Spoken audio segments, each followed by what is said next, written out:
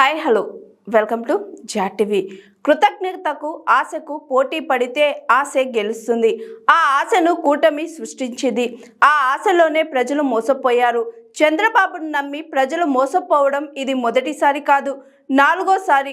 జగన్ చేస్తున్న సంక్షేమం అంతా అనవసరమైంది అని ప్రచారం చేసి ఎన్నికల సమయంలో జగన్ కంటే ఎక్కువ ఇస్తామని ఆశ చూపి అధికారం రాగానే మోసం చేసింది కూటమి ప్రభుత్వం అని అన్నారు మాజీ మంత్రి బుగ్గన రాజేంద్రనాథ్ రెడ్డి. శ్రీ జోగి రమేష్ గారు మాజీ మంత్రివర్యులు, మేము కొలీగ్స్గా ఉన్నాము. వైఎస్ఆర్ కాంగ్రెస్ పార్టీ ప్రభుత్వంలో 5 సంవత్సరాల పాటు అసెంబ్లీలో జగన్మోహన్ రెడ్డి గారి నాయకత్వంలో మేమందరం కూడా పనిచేయడం జరిగింది. ఈరోజు ఈ 2 సంవత్సరాలుగా పరిస్థితులు చూస్తూ ఉంటే చాలా బాధేసే సిచ్యువేషన్ అన్నమాట. ఇప్పుడు రాజకీయాలు అన్న తర్వాత, ప్రజాస్వామ్యం ఉన్న తర్వాత ఎన్నో ఇన్సిడెంట్స్ జరుగుతూ ఉంటాయి. కానీ 2 కల్చర్స్, ఒకటి ఫాల్స్ కేసులు, రెండవది స్టేట్ స్పాన్సర్డ్ క్రైమ్. అంటే రాష్ట్రమే స్పాన్సర్ చేస్తూ ఉందన్నమాట. ఈరోజు గమనించినట్లయితే రమేష్ గారి ఇంటి మీద, జోగి రమేష్ గారి ఇంటి మీద అటాక్ చేయడం, వీడియో క్లిప్స్ చూస్తే అదే మాప్ కాదు, లిమిటెడ్ పీపుల్ ఒక 30 మంది. ఆల్మోస్ట్ ఎట్లుందంటే పోలీస్ వాళ్ళు వాళ్ళని ఎస్కార్ట్ చేసి వచ్చినట్లుంది వీడియో క్లిప్ చూస్తే.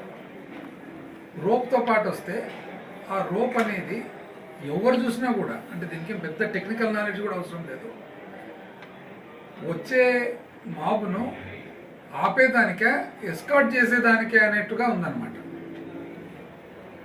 అసలు రోప్ కూడా చూస్తే ఎంత ఆశ్చర్యం అంటే, ఎక్కడ నాకు తెలిసి చరిత్రలో ఎప్పుడు ఉండదు.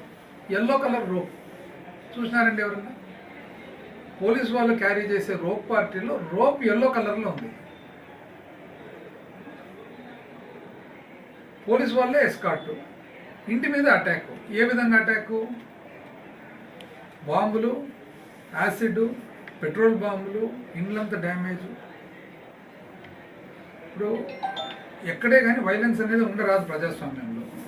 కానీ ఒక వైబ్రెంట్ డెమోక్రసీలో ఎంతోమంది ఎన్నో పరిస్థితుల్లో ఒక పరిస్థితి ప్రభావం వలన కొన్ని ఇన్సిడెంట్స్లో పర్సనల్గా ఉండాల్సి వస్తుంది. కానీ రాజకీయ నాయకులు అన్న తర్వాత ఏ పార్టీకి చెందిన వాళ్ళన్నా కానివ్వండి, ఎన్నో సిచ్యువేషన్స్లో వాళ్ళు ప్రజెంట్ ఉంటారు అక్కడ. ఎందుకంటే పబ్లిక్ రిప్రజెంటేటివ్ అయినా పబ్లిక్లో ఉండాల్సిన వ్యక్తి కాబట్టి పబ్లిక్లోనే ఉంటాడు. కానీ ఆ పబ్లిక్ రిప్రజెంటేటివ్ ఇంటిని అటాక్ చేయడం అనేది మాత్రము, ఏది బాంబులు, యాసిడ్, పెట్రోల్ బాంబులు, ఒక 20-30 మంది విత్ ఎస్కార్ట్. ఇది ఎక్కడన్నా చూసినామండి? ఈ మధ్య కాలంలో మాజీ మంత్రివర్యులు రాంబాబు గారి ఇంటి మీద కూడా సేమ్ పరిస్థితి. ఇంకోటి కొత్త రకమైనది ఏమంటే, ఈ మధ్య ఈ 2 సంవత్సరాలు చూస్తున్నది, మహిళలు కూడా అసభ్యకరంగా మాట్లాడటము, అటాక్ ముందర రావడము రూలింగ్ పార్టీ తరఫున. ఎక్కడన్నా చూసినామండి ఇంతకుముందు మహిళలు అసభ్యకరమైన వ్యాఖ్యలు? అసలు పబ్లిక్ ఎవరింటి మీద పోయేటప్పుడు ముందు నిలబడి వాళ్ళే లీడ్ చేయడం అంటే ఇది సహజమైన సాంప్రదాయం అయితే కాదు కదా. ఇది వెనకాల నుంచి ఎవరో ఒకరు ఇన్స్టిగేట్ చేసి చెప్పి ట్రైనింగ్ ఇచ్చి కోచింగ్ ఇస్తే తప్ప, మన భారతదేశ సంస్కృతులు అయితే సహజమైన సాంప్రదాయం అయితే కాదు కదా. కొన్నిసార్లు ఏదో పురుషులు ఏదో వైలెన్స్లో పార్టిసిపేట్ చేయడం అనేది మనం చూస్తూ వస్తున్నాం. కానీ మహిళలే లీడ్ చేయడం అనేది ఇది ఒక ఆశ్చర్యకరం, ఇది ఒక కొత్త రకమైన సాంప్రదాయం. ఫాల్స్ కేసులు, ఇప్పుడు మనకు ఒక చట్టము, ఒక సిస్టమ్ అనేది వెరీ క్లియర్ ఎస్టాబ్లిష్డ్ రూల్స్ ఉన్నాయి. ఏదన్నా ఒకవేళ పొరపాటు అంటూ జరిగింటే కోర్టు డిసైడ్ చేస్తుంది అది కరెక్టా కాదా అనేది. మెరిట్ మీద కోర్టు ఏదన్నా కానీ, శిక్ష కానీ అక్విటల్ కానీ వదిలిపెట్టేయాలి. అంతేగాని కంటిన్యూస్ ఫాల్స్ కేసు అంటే ఒకరి మీద పెట్టడం, వాళ్ళ తమ్ముని మీద పెట్టడం, కొడుకు మీద పెట్టడం, బావమరిది మీద పెట్టడం, ఇంకెవరంటే పెట్టడం, వాళ్ళని 10 సార్లు తిప్పడం, అసలు సబ్స్టెన్సే లేని చోట. ఇప్పుడు ఎక్కడైనా కానీ ఏదో కొంత జరిగింటే దాన్ని కొద్ది కలపడము, మైనస్ చేయడం అనేది చూసాను, కానీ ఏమీ లేనిది కూడా సృష్టించడం, అంటే లాస్ట్కి ఎవిడెన్సే సృష్టించడం. సరే బాగుంది, ఈరోజు మీరు చేస్తారు, శాశ్వతంగా ఉంటారండి ఎవరన్నా? ఇప్పుడు మీరు ఏం నేర్పిస్తున్నారు? ఇప్పుడు వివిధ రాజకీయాల పార్టీలకు మీరేం నేర్పిస్తున్నారు? ఇక్కడ రూలింగ్ పార్టీగా ఉంటూ అంటే ఈ విధమైన పరిపాలన చేయొచ్చు, అంటే కేసే లేనిది కేసు సృష్టించవచ్చు, ఎవిడెన్స్ కావాలి కదా, ఎవిడెన్స్ కూడా సృష్టించవచ్చు. ఇది మీరు కొత్తగా నేర్పిస్తున్నారు. అంటే ఇంతటితో ఆగిపోతుంది ఇది సంస్కృతి. అంటే ఎటువైపు తీసుకుపోతున్నారు అని. ఇప్పుడు అపారమైన అనుభవము ఏమిటికి ఉపయోగపడుతుంది? దశాబ్దాల రాజకీయ ఎక్స్పీరియన్స్ ఏమిటికి ఉపయోగపడుతుంది? ఈరోజు మీరు దశాబ్దాల రాజకీయ అనుభవం అని చెప్పేసి మీ కళ్ళెదురుగానే పోలీస్ ఎస్కార్ట్తో పాటు వచ్చి ఇళ్ల మీద పడి బాంబులేసి కాల్చి పెట్టి కొన్ని మీకు తెలియదని అంటున్నారు. తెలియకుంటే తెలిసింది కదా, ఇప్పుడు ఏం యాక్షన్ తీసుకున్నారండి? ఎవరైతే ఈ క్రైమ్లో భాగస్వాములు ఉన్నారో, క్రిమినల్స్ ఉన్నారో వాళ్ళ మీద ఏం యాక్షన్ తీసుకున్నారు? అంటే ఏమిటికి ఉపయోగపడుతుంది అని ఇప్పుడు అనుభవం. ఏమనంటే ఎప్పుడో ఏదో జరిగింది. ఎట్లా చరిత్ర చూసుకుంటూ పోతే వేల సంవత్సరాల మీద ఎన్నో ఇన్సిడెంట్స్ ఎక్కడెక్కడ జరిగింటాయి. పోనీ మీకు అవకాశం ఉంది కదా, ఇప్పుడు మీరేం చేస్తున్నారు కరెక్ట్గా? ఒక్కటన్నా ఇంత ఈ కాలంలో చూస్తారు. కొంతమంది ఏదో దుర్భాషలు ఆడినారు, ఓకే. ఒక రాజకీయ నాయకుడు ఒక పర్టికులర్ ఇన్సిడెంట్లో, ఒకవేళ రాంబాబు గారు ఆయన ఏమన్నారు, నా వయసుకు పొరపాటు అయింది, ఆ క్షణంలో ఆ విధంగా పొరపాటు, దాని మీద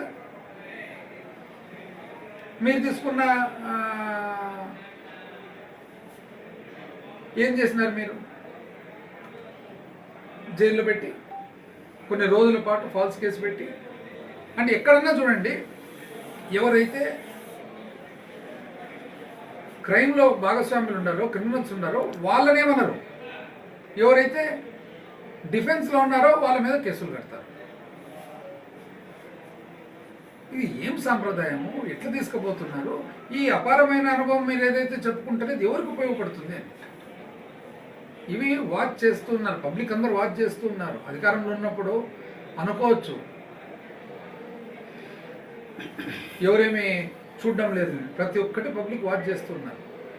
బయట పోయి ఒక్కసారి ఒక కామన్ బస్ స్టాండ్లో, కామన్ రైల్వే స్టేషన్లో పోయి ప్రజలు ఏం మాట్లాడుకుంటున్నారు, బయట పోయి పొద్దున్నే 7:30కు టిఫిన్ సెంటర్ల దగ్గర పోయి ప్రజలు ఏం మాట్లాడుకుంటున్నారు, బయట పోయి ఎంప్లాయీస్ పార్క్లో నడిచేటప్పుడు మార్నింగ్ వాక్లో ఏం మాట్లాడుకుంటున్నారు, బయట పోయి టీ కాఫీ తాగేటప్పుడు ఏం మాట్లాడుకుంటున్నారు, సోషల్ మీడియాలో పోస్టులు ఎవరెవరు పెడుతున్నారు, సామాన్య మానవుడి అభిప్రాయం ఏమి అనేది చూస్తే మీకే అర్థమవుతుంది. ఏ ఇంటెలిజెన్స్ అవసరం లేదు, ఏ ఇంటెలిజెన్స్ రిపోర్ట్ అవసరం లేదు.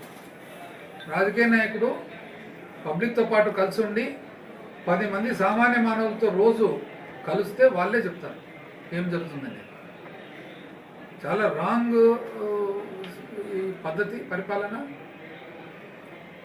మీరు ఈరోజు ఉంటారు, ఎవరు కూడా శాశ్వతం కాదు. మీరు ఈరోజు ఉంటారు, రేపు పొద్దున ఇంకోరు వస్తారు. కానీ మీరు సెట్ చేసిన ట్రెండ్, సెట్ చేసిన విధానము సమాజాన్ని కానీ సామాన్య మానవుడిని కానీ ఏ పక్క తీసుకుపోతుంది అనేది మాత్రం అది పర్మనెంట్. దయచేసి మీరు ఏదైతే అనుభవం అని చెప్పుకుంటున్నారో దాన్ని మంచి పద్ధతులకు, మంచి పరిపాలనకు వాడాలి తప్ప ఇటువంటి ఫాల్స్ కేసులు, ఇటువంటి సతాయిచ్చే కార్యక్రమము, ఒకవేళ ఏదన్నా మీ ప్రకారంగా తప్పు జరిగింది, రైట్, కోర్టు ఉంది, మెరిట్ ప్రకారం కోర్టు డిసైడ్ చేయనియండి.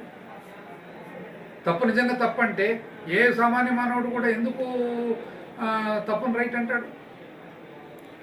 కానీ మీరిట్లా ఈ ఫాల్స్ కేసులు పెట్టే సంస్కృతి, ఈ ఇండ్ల మీద అటాక్ చేసే సంస్కృతి, ఈ పోలీస్ ఎస్కార్ట్తో పాటు పెట్టే సంస్కృతి చూడండి. ఇప్పుడు మీ సంస్కృతి వల్ల పోలీసు వాళ్ళు ఏం చేస్తున్నారు? రోప్ కూడా ఎల్లో కలర్ రోప్ వేసుకొని తిరుగుతున్నారు. అంటే పబ్లిక్ వాచ్ చేయలేదు అనుకుంటున్నారా? ఇది ఎక్కడి నుంచి వస్తుంది వాళ్ళకు ఇటువంటి ఆలోచన? ఈ అంటే రోప్ను కూడా పసుపచ్చ రోప్ కట్టుకోవచ్చు అనేది తప్పి అదేమన్నా తాలిబొట్ట పసుపచ్చ పెట్టేదాన్ని. ఇవన్నీ కూడా పబ్లిక్ వాచ్ చేస్తున్నారు. కాబట్టి ఖచ్చితంగా 100% పద్ధతులు మార్చుకోకుంటే మాత్రం 100% మూల్యం చెల్లించాల్సి వస్తుంది.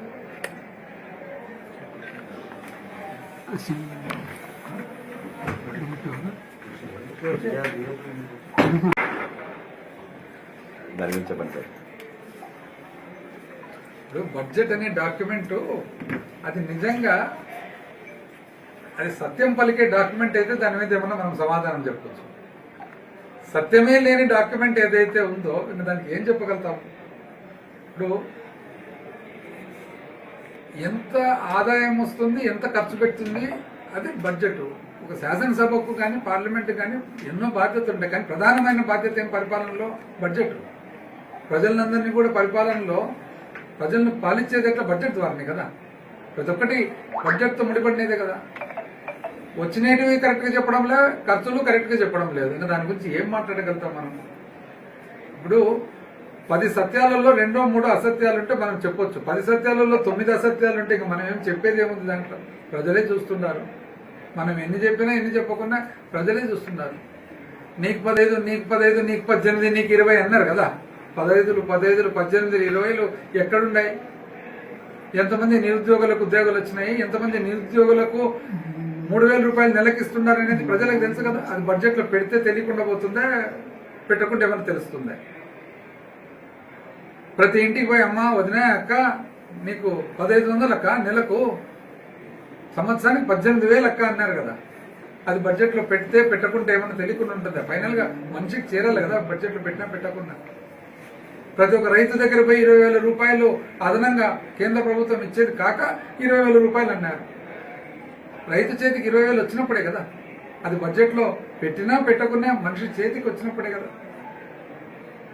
50 ఏళ్ళు నిండుతానే వదిన, 50 ఏళ్ళు నిండుతానే మీ అమ్మకు 4,000 వదిన పెన్షన్ 4,000. పాపం ఇట్లా మోసం చేసి ఇట్లా 1-2 మోసం చేసి ప్రతి ఒక్కరేమి. ఇప్పుడు నేను ఇంతకు ముందు కూడా చెప్పిన, కృతజ్ఞతకు ఆశకు పోటీ పెడితే ఆశనే గెలుస్తుంది. ఇప్పుడు కృతజ్ఞత అనేది ఎవరి మీద ఉండాలా? జగన్మోహన్ రెడ్డి మీద ఉండాలా. ఎందుకంటే చెప్పిన ప్రతి ఒక్కటి చేసినాడు కాబట్టి. ఆశ కూటమి సృష్టించింది. ఇదే మనకు తెలియక నా విద్య. ఎవరు మీకు నాకు అందరికీ తెలుస్తుంది. ఆశ సృష్టించింది ఏముంది? అబద్ధాలు చెప్తే ఆశ సృష్టి అవుతుంది. మానవుని లక్షణం ఏమి? పాపం అమాయక మానవుడు. ఇప్పుడు మనము పాలకులుగా ఉన్నప్పుడు పెద్ద స్థాయికి ఎదిగిన తర్వాత కొన్ని మనలో మార్పులు తెచ్చుకుంటాం. ఎట్లాంటి మార్పులు? ఖచ్చితంగా ఉండాలా, పద్ధతిగా ఉండాలా, ఏదైనా చెప్తే చేయాలా, అవాస్తవాలు చెప్పరాదు, ఇవన్నీ కదా స్టేచర్తో పాటు వచ్చేది. ఆశ సృష్టించినారు, ఈరోజు ఎత్తేసినారు. ఇప్పుడు ఏమి? పెడతానంటే ఆశ, కొడతానంటే భయం. రెండు కనుక్కున్నారు అనమాట. కృతజ్ఞతకు ఆశకు పోటీ పెడితే ఆశనే గెలుస్తుందని చెప్పేసి కనుక్కున్నారు. ఇప్పుడేమి? ఎవరన్నా ఏమన్నా మాట్లాడితే భయం. ఈ బడ్జెట్లో పెట్టినా బడ్జెట్లో పెట్టకుండా రైతుకు 20,000 వచ్చిందే, ఉద్యోగం లేని వాళ్ళకు 3,000 వచ్చిందే, ప్రతి మహిళకు నెలకు 1,500 వచ్చిందే, పేరుకు అమ్మఒడి కార్యక్రమాన్ని వేరే పేరు పెట్టి మార్చినారు. అందరికి వచ్చిందే, 100 మందికి వచ్చిందే.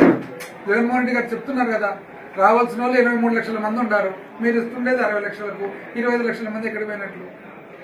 4,000 రూపాయలు పెన్షన్ పెంచుతానండ్రి. 2 ఏళ్ళు అయింది. ఒక్క అదనంగా పెన్షన్దారునికి ఎవరికన్నా ఇచ్చినారా? ఒక ఇండ్లు ఎక్కడైనా ఇచ్చినారా? ఒక పట్ట ఎక్కడైనా ఇచ్చినారా? ఆ రోజు జగన్మోహన్ రెడ్డి గారు చెప్పినటువన్నీ చేస్తే మీరంతా అనవసరంగా ఇస్తున్నారు అని అన్నారు.